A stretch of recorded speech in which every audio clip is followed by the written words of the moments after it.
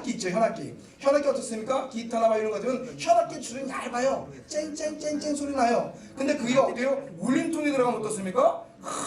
큰 소리가 나요. 큰 소리가. 마찬가지로 작은 소리를 가지고 있는 그것이 현이라는 어떤 물체의 부딪힘으로 인해 가지고 큰 소리가 납니다. 그래서 이 공면 형상의 대표적인 물질이 이렇게 대표로 쓰는 전자제품이 있는데 전자레인지 원리 아십니까? 전자레인지 처음 나왔을 때 우와 이게 무슨 원리야? 라고 했었는데 전자레인지 원리는 이렇습니다. 그 안에 1.2cm 마이크로파라는 것이 있어요. 그러니까 그 안에 진동을 이렇게 막 주는 거예요. 주파수를 1.2라는 센티미터 이게 주파를 중중중 주는데 이거의 영향, 그러니까 이 주파수와 같은 영향을 가지고 있는 게 물이에요. 물에 맞춘 거예요. 그래서 물이 어떻습니까? 얘가 그러니까 옛날 소리셋 땡 하면 쭉 되면 저쪽에서 소리가 징 하는 것처럼 같은 진구수에 징징징 소리 나는 거예요. 그래서 그 물 분자가 그 물질에 있는 어떤 뭐 음식이나 간에 있는 물이 그 진동수가 움직이면 많이 움직이면 어떻게 해요? 손이 막 비비면 어떻게 해요? 열이 나죠. 똑같은 그런 원리예요. 그러니까 물질 속에 있는 물 진동자의 주파수를 막 맞춰가지고 그러니까 물을 데피기도 하고 음식을 데피기도 하고 요리를 만들기도 하거든요. 근데 전자레인지에 들어가지 아니할 것이 있어요. 여러분들 알듯이 많이 알죠? 뭐가 들어가면 안 돼요? 금속이나 코일이나 가장 중요한 거 달걀, 계란. 옛날에 여러분 들어보셨어요? 계란을 넣고 전자레인지에 찡 돌리면요 이게 폭발을 해요. 모르셨나요? 알 거예요. 아마 이 사고 이게 뭐 사건 보는데 예전에 제가 일본에 이제 총각 때 일본에 이제 사업하라고 이제 갔었는데 1990년도에 사업하러 갔었는데 그 2년제가 있으면서 이제 혼자 있다 보니까 뭐 저녁에 먹기가 애매하잖아요. 근데 요때 따끈따끈 겨울철에는 따끈따끈 보는 오뎅, 편의점은 오뎅을 많이 팔아요. 근데 그 중에 달콩, 이 무하고 계란이 그렇게 참 맛있어요. 근데 가져와서 먹으려고 그러는데 좀 제가 뭐 하다 보니까 이게 좀 식어가지고 제가 그걸 전자레인지 돌려놓고요 돌렸어요. 다행히 성격이 급해가지고 저는 무슨 한국 사람이 다 그렇죠. 커피 자판기 가면 어떻게 해요? 자판기 딱 집어넣고 이게 컵을 이렇게 잡고 있잖아요. 이렇게 안 그래 저만 그러나? 한국 사람 성격이 급해서 그런데 저는 성격이 더 급해가지고 저는 띵 누르고 항상 이렇게 서다보고 있거든요. 근데 그때 따라 배가 아파가지고 화장실 들어갔는데 좀 더 빵 소리가 나는 거예요. 뭐예요? 계란 터지는 소리. 근데 저만 그런 줄 알았더니 한혜진이랑 얼마 전에 한혜진이라는 모델 알죠? 키 큰 모델이 자기 입술이 이렇게 부딪혀서 방송국에 입술이 부딪혀서 나왔대요. 왜 그러는데 자기는 삶은 계란만 그런 줄 알았더니 삶은 계란만 깐 계란만 이렇게 안 깐 계란만 터지는 줄 알았더니 삶은 계란은 괜찮은 줄 알고 그걸 찡했는데 괜찮더래요. 근데 입에 무는 순간에 빵 터졌대요. 근데 방송에 이렇게 입술이 이렇게 해서 나왔더라고. 그래서 제가 왜 이 얘기를 하냐면 공면 형상이 어떤 현상이 공면 형상이 어떤 곳에 부딪히면 큰 힘을 나타내는데 엄청난 힘을 나타내는데 가지고 있는 거에 또 다른 곳에 부딪히면 같은 주파수에 부딪히면 엄청난 힘을 발휘한다는 거예요. 예전에 영국에서 있었던 맨해튼에서 보병 부대가 현수교 이렇게 줄로 만든 다리 있죠. 줄로 이렇게 매달린 현수교를 하는데 다리를 맞춰서 그 다리를 이렇게 보병이 촥 걸어가고 있었어요. 그런데 그만 다리가 무너져서 보병들이 많이 죽었어요. 나의 원인을 봤어요. 왜 죽었을까? 그랬더니 이런 거예요. 보병들이 걷는 소리 촥 이 진동수하고 다리가 갖고 있는 그 진동수가 같아진 거예요. 그 다음에 어떻습니까? 진동이 잠깐 진폭이 점점 어디 확 무너져가지고 죽은 사건이 있었어요.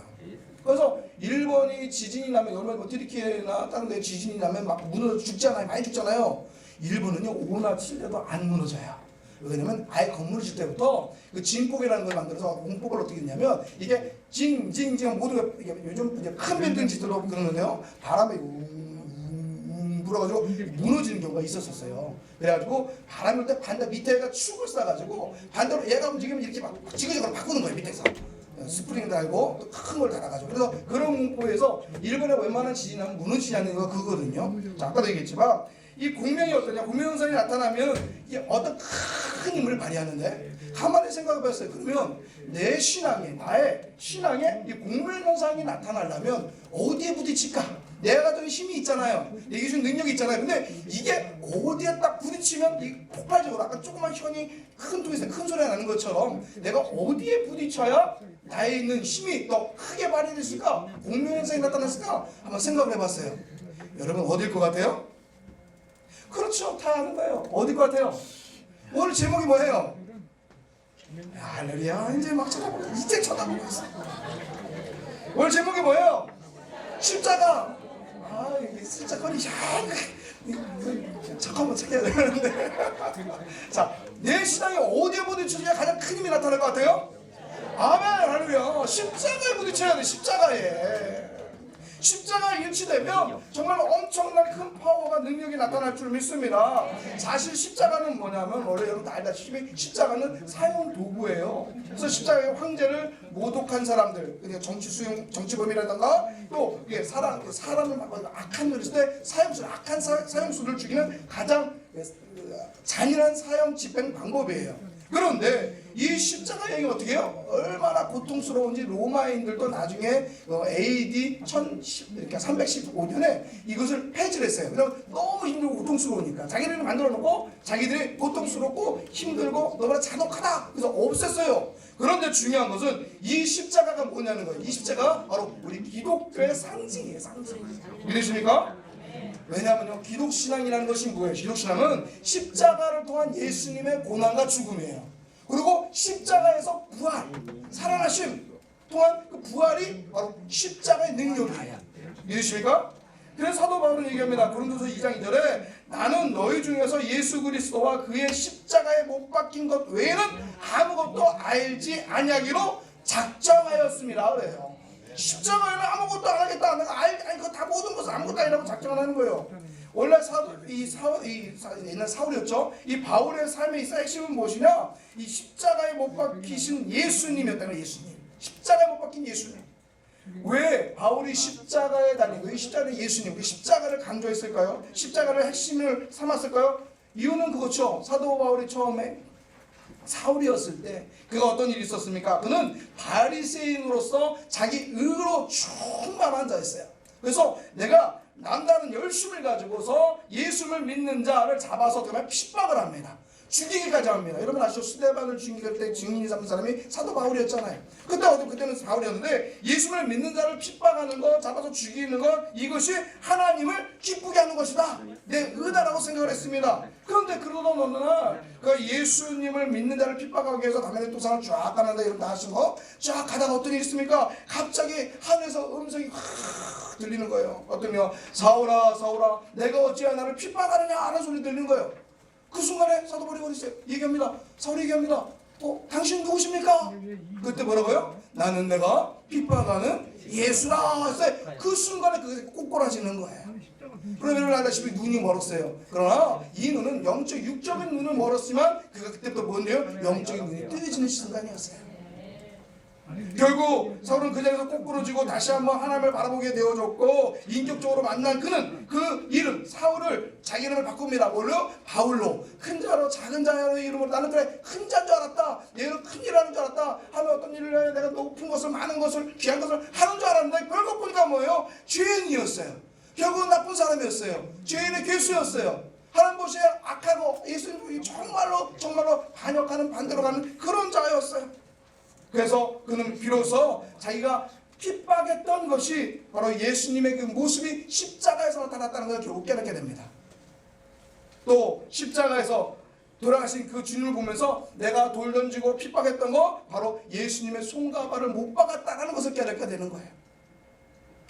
자, 그럼에도 불구하고 죄수 중에 우두머리 같은 자신을 용서해 주신 주님의 십자가를 어떻게 해요? 깨달은 거예요. 이게 가장 중요합니다. 깨달은 거예요. 그대로 멀리 갔던 것이 아니라 그런 비로소 깨달았어요. 내가 죄인이지만 부족하지만 그런 주님이 나를 찾아주셨구나. 그 십자가의 사랑으로 나를 보살펴 주시고 인도해 주시고 구원하여 주셨구나. 그래서 얘기합니다. 내가 갖고 있었던 것, 그동안 가졌던 모든 내가 자기가 알고 있던 모든 율법, 자기가 알고 있던 모든 것을 뭘로요? 배설물로 여길 수 있었던 거예요. 십자가 뭐예요? 삶이 그 십자가와 자기의 삶의 부딪힘으로 말미암아 그는 바로 하나님의 온전한 사람이 되었시기 바랍니다. 자, 그러면 오늘 우리에게 있어서 십자가의 의미는 어떤 거냐? 여러분 십자가의 의미는 어떤 겁니까? 그저 십자가의 상징, 십자가의 그 상징적 의미는 아무 소용이 없어요. 옛날에 어느 부흥 강사님이 그러더라고. 어느 부흥에 가가지고 막 강사하면서 십자가, 자기 십자가를 지고 나를 따라가는 예수를 믿습니다. 우리 십자가를 지고 주님을 따릅시다 그랬대요. 그랬더니 막 성도들이 아멘 그랬어요. 그리고 끝나고 나서 탁 어떤 한 자매가 목사님 찾아오더래요. 왜 그래요? 그랬더니 저는요 날마다 십자가를 져요. 그런데요. 그래서 야 무슨 고난이니까 어려운 거니까 해서 어떤 십자가를 지고 있어요? 그때 어떻게 해요? 세수를 할 때 자꾸 십자가 목걸이 내려와서 뒤로 던진다는 거야. 날마다 이제 던지고 간다는 거야. 우리도 그런 경우가 있지 않습니까? 하나의 장식, 하나의 크리스찬이야라는 어떤 홀, 연예인들 막 나오거나 예수님 믿는다 하는데요, 꼭 술 먹으러 가. 도대체 왜 그런지 모르겠어. 도대체 예수님 믿는다고 하지 말던가 술을 먹지 말던가, 먹으려면 집에서 혼자 먹던가. 혼자 먹는 거까지 아무 말 안 해요. 공인이죠, 공인. 썰팅을 하고 왜 열어놔? 드라큘라가 이렇게 쭉 나타나니까요. 어떤 사람, 예수 이렇게 기억나시죠? 옛날에 십자가 탁 그러면 도망가잖아요, 드라큘라가. 그러니까 드라큘라가 하더래요. 어저께 나 새신자 등록했어요. 그러더래, 드라큘라. 나 오니까 열렸던데. 십자가는 부적이 아니에요. 십자가는 어떤 나의 드러냄이 아니고 나의 어떤 무슨 높음이나 나의 순결이나 그런 것이 아니에요. 십자가는 뭡니까? 은혜예요, 은혜. 십자가는 능력이에요. 십자가는 사랑이에요. 십자가는 나의 모든 것이고 나의 모든 것이 될 수밖에 없어요. 십자가와 나의 삶이 부딪힐 적에 그때와 은혜가 넘쳐지고 감사가 넘쳐지고 감격하게 되어지고 그것이 능력이 되어지고 축복이 되어지는 줄 믿습니다. 그럴 때 기적이 일어나요. 나의 모든 삶을 내려놓고 주님의 십자가 앞에 나갈 때 십자가는 새로운 의미로 우리에게 다가올 줄 믿습니다. 어느 캄캄한 밤 베드로가 얘기를 합니다. 예수님께서 십자가를 지고 고난당한다고 말씀하실 때 그 얘기입니다. 자신 있게 맹세합니다. 다른 사람은 다 떠나도 나는 결코 떠나지 않습니다. 맹세요. 굳게 맹세합니다. 나는 목숨 걸고 주를 따라가겠습니다. 맹세해요. 그런데 예수님이 로마 병정에 끌려갈 적에 3번씩이나, 그죠? 저주하고 맹세하고 부인하면서 예수님은 모른다고 얘기를 합니다. 이유가 왜 그랬을까요? 왜 그랬을까요? 왜 그랬을까요? 저는 이거라고 봐요. 그 순간에 두려움이 온 거야. 그 순간에 두려웠어요. 십자가라는 저주의 틀, 그걸 알고 있었어요. 십자가의 저주 틀 앞에 자신의 삶을 공명하지 못했다는 거예요. 그 고난 앞에, 십자가 앞에 자신을 던질 만한 용기가 없었던 거예요. 근데요, 그럼에도 불구하고 부활하신 주님은 어땠다고요? 찾아오셨어요. 베드로를 찾아오셨잖아요. 내가 나를 사랑하느냐? 내가 나를 사랑하느냐? 내가 나를 사랑하느냐? 3번씩 물어보셨잖아요. 그때마다 대답은 틀렸지만 어찌됐든 간에 요나들아, 요나 시몬아, 내가 나를 사랑하냐? 물으시면서 그 베드로의 꺼져가는 사랑의 불씨를 다시 지펴주시는 거예요. 입으로 신하게 하시는 거잖아요. 도망갔어요. 피했어요. 숨었어요. 고기잡아 갔어요. 성령 충만하고 예수님을 사랑하시면 봤음에도 불구하고 어떻습니까? 사랑의 불씨가 씌는 거예요. 자기의 죄책감 때문에. 근데 너무나도 그것을, 그 연약감을 하시는 주님께서 어때요? 찾아오셔서 불씨로 조금씩 더 활활 타오르게 만들어 주셨습니다. 우리도 마찬가지 아닙니까? 때로는 불평도 하고 원망도 하고, 왜 이러려면 주님 나를 예수님 믿게 했어요? 이러려면 왜 나 권사를 만들었어요? 왜 지역장을 세웠어요? 그렇지만 그때마다 어떤 일이 있습니까? 주님은 그래, 내가 너를 사랑해서 내가 너를 택했다. 내 능력을 주었다. 내가 직분을 주었다. 내 사랑을 주었다. 그 고백에 여러분 다시 돌이켜 주님께 나오시길 주님으로 축원합니다. 예전에 얘기했지만 십자가는 뭡니까? 바로 하나님 아버지의 최고의 표현이에요. 이 십자가에 예수님 달아놓고 봐라, 내가 너희를 이만큼 사랑한다. 내가 독생자 예수 그리스도 십자가 못 박혀 죽기까지 누구를요? 저와 여러분을 사랑한다는 고백이에요. 그래서 십자가의 자리는 어떤 자리? 기적의 자리예요. 십자가의 자리는 어떤 자리입니까? 은혜의 자가 된 줄 믿습니다. 십자가는 죄인을 의인으로, 십자가는 저주를 축복으로, 십자가는 불행한 자를 행복한 자로, 십자가는 가난한 자를 부유하게 만들 줄 믿습니다. 십자가는 절망 속에 있는 자에게 새로운 희망을 붙여줄 줄 믿습니다. 할렐루야, 할렐루야, 할렐루야. 아멘입니까? 십자가에 흘려가면 안 돼요. 성찬주일 되면 저는 조금 많이 마음이 아파요. 저를 장로교 출신이라고 그랬잖아요. 정말 장로 출신 때 정말 막 죄가 있으면요, 이 포도전 먹는 거 이게 되게 1년에 3번, 4번 먹거든요. 절기 때 먹는데 그때 그 포도전 먹을 때마다 막 두려워요. 이거 혹시나. 그래서 그게 있어서 지금도 저 이 성찬을 이게 잘 씹어 먹지 못해요. 이거 녹여 먹기 되게 힘들어요. 이거 백설기라 저기는 좀 그래도 있어서 녹여. 이건데 이게 씹기가 좀 막 괜히 죄스러워. 근데요, 뭐 어떤 사람은 요구소도 한 잔 먹고 또 가다가 조금만 또 먹고 성찬을 한 달에 한 번씩이니까 뭐 맨날 이다니까 그렇습니까? 아니잖아요.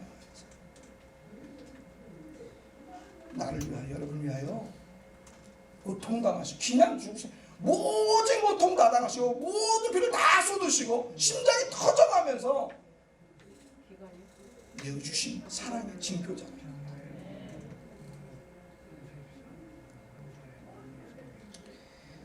예수님의 십자가를 붙드는 자, 십자가의 고명을 이루는 자에게 놀라운 변화가 일어날 줄 믿습니다. 아까 그랬지만 십자가는 뭐예요? 머리를 위하는 게 아니에요. 십자가는요, 가슴으로 느껴야 될 줄 믿습니다. 지금은 어떤 기간입니까? 사순절 기간. 제가 오늘 설교를 가는 이유가 있어요. 무슨 사순절 기간이에요. 고난의 긴 장정을 향해요 걸어가신 고난의 그 주간이 점점 다가오고 있어요. 여러분 이 시간에 예수님의 그 고난과 그 아픔의 십자가와 여러분의 믿음을 공명시키기를 주님으로 축원합니다. 특별히 이제 새벽 기도도 있고요. 또 특별히 여러분 이 기간 가운데 여러분의 맡겨진 일들이 있어요. 아픔에 있는 자를 위해 해야 할 일이 있어요. 예수님 모르고 죽어가는 그들이 있어요. 사랑하는 마음. 자, 처음에 하나님 정말로 사랑합니다. 정말 하나님 영을 붙들고요. 한번 그렇게 한번 해보세요. 하나님 사랑합니다. 이게 아니고요. 정말 끓어오는 마음으로 한 영을 붙들고 힘들어하는 그들을 붙들고 하나님이 당신을 정말로 사랑합니다. 해보세요. 다 울 거리요. 다 감격할 거리요. 다 주님께 돌아올 거리요. 여러분 그 사랑 받았으면 전하실 주님을 축원합니다. 오거스틴이 말했어요. 하나님은 우리를 사랑하시되 이 세상에서 사랑할 사람이라고 오직 단 한 사람뿐이 없는 것처럼 나를 그렇게 사랑하셨다. 아니에요? 저는 제가 하나님 나를 제일 사랑하는 것 같아. 우리 부부 맨날 싸움하는 게 그거예요. 우리 와이프도 자기가 하나님을 제일 사랑하는 것 같아. 저는 어릴 때부터 저는 하나님 나를 진짜 사랑하는 것 같아. 그게 부족하고 연약하고 좀 아무 쓸모없고 무익한 종을 하나님 종을 삼으시고 이끌어 주시죠. 중요한 것은 내가 남보다 탁월해서 그렇습니까? 절대로 아니에요. 우리는 하나님의 자녀가 될 수 없는 구제불능의 존재예요. 뿐입니까? 죽을 수밖에 없는 불순종의 자녀였고요. 진노의 자녀였어요. 그 어떤 방법으로도 사탄의 지혜로부터 사탄이 만들어놓은 죽음의 덫으로부터 빠져나올 수 없는 그런 존재예요.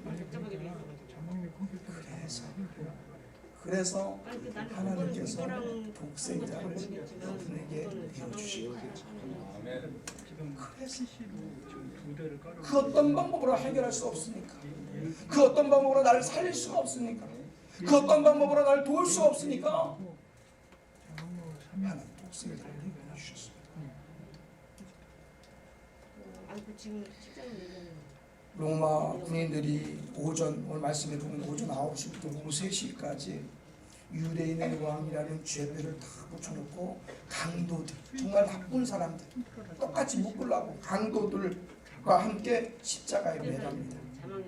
십자가일 때는 수많은 무리들 어제까지 방금 전까지 호산나 호산나 다윗의 왕이요 막 외쳤던 그들 여러분 아십니까? 배신감이 크면 얼마나 더 아픈지 나를 좋아해 딱 하면 얼마나 아픈지 그 전날까지 세먹고 들고 나서 어린아이가 나올 때막 종려심 흔들면서 오셔서 성거리고 했던 그들이 지금 어떻게 싸늘한 눈빛으로, 그건 조롱하는 눈빛으로, 침뱉으며 욕하며 조롱하며